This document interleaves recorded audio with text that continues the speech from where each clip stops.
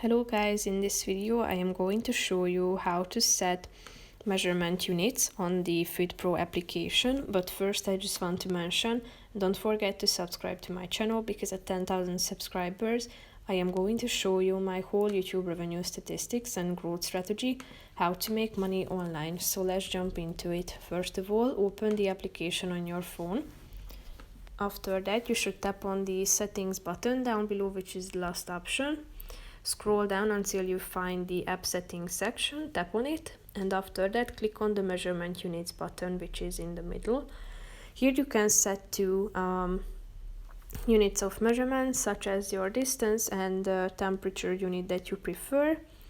At the first section you can set whether you use metric or imperial distance unit, and then you can choose from Celsius or Fahrenheit.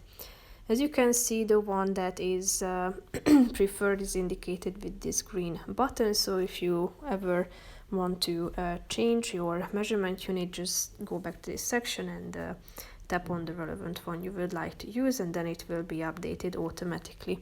So that's pretty much it for this video, guys. See you in the next one. Bye bye.